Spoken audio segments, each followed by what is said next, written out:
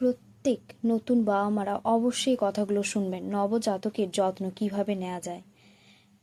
বাড়িতে এসে যতক্ষণ না নাভিটা শুকোচ্ছে ততদিন ঈষৎ উষ্ণ গরম জলে বাচ্চাকে বডি স্পঞ্জ করিয়ে দিতে হবে। নাভিটা পড়ে যাওয়ার পর 1 সপ্তাহ পর নাভিটা পুরোপুরি শুকিয়ে যাওয়ার পর 1 দিন ছাড়া স্নান করাতে হবে ওয়েদার অনুযায়ী।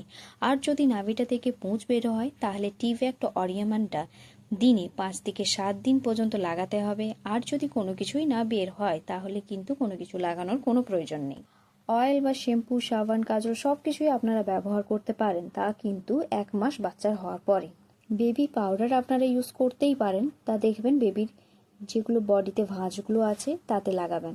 সকালে যে সূর্যের আলোটা 6:30 থেকে 7:30-র মধ্যে আসে, 1 মাস বাচ্চাকে রোদে রেগুলার দিন আধা ঘন্টা করে 2 ঘন্টা ছাড়া ছাড়া ব্রেস্ট ফিডিং দিতে হবে। আর যদি 2.5 কেজির কম হয়ে থাকে তো চেষ্টা করবেন 1 ঘন্টা ছাড়া ছাড়া বাচ্চাকে ব্রেস্ট ফিডিং করানোর। কিন্তু মনে রাখবেন যে ব্রেস্ট ফিডিং করাচ্ছেন সেটা কিন্তু পুরোপুরি করাবেন, তার 2 ঘন্টা পরে অপোজিট ব্রেস্টটা ফিডিং করাবেন।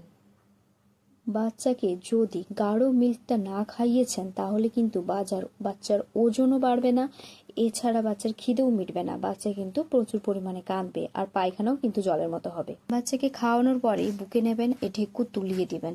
আর যদি বাচ্চা ঢেকুর না তুলে থাকে তাহলে কিন্তু 1 সাইড করে শোয়াবেন, যাতে বাচ্চা দুধ তুললে 1 সাইড হয়ে বেয়ে নিচে পড়ে, নাকে মুখে না ঢোকে।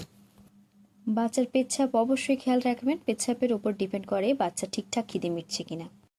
পায়খানাটা বাচ্চার অনিয়মিত হয়ে থাকে, কখনো ডেইলি 4-5 বার করে থাকে, আর কখনোই বা 4-5 দিন ছাড়া ছাড়া 1 বার করে থাকে। কিন্তু পায়খানার রং অবশ্যই দেখবেন, রক্তের ছিটে আছে কিনা, দুধের মতো সাদা হচ্ছে কিনা, তাহলে কিন্তু ডক্টরের সাথে অবশ্যই কনসাল্ট করবেন।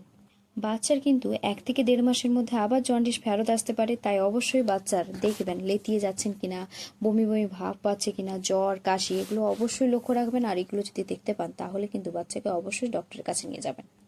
হিঁচকি তোলা কিন্তু একটা স্বাভাবিক ব্যাপার, ভয় পাওয়ার কিছুই নেই। দই বা ছানার মতো বের করানো একটা স্বাভাবিক ব্যাপার। 8 থেকে 10 বার হিঁচকি তুলবে, গা হাত মোচড়ানো, কোনো ভয় পাওয়ার কোনো কিছুই নেই এগুলোতে।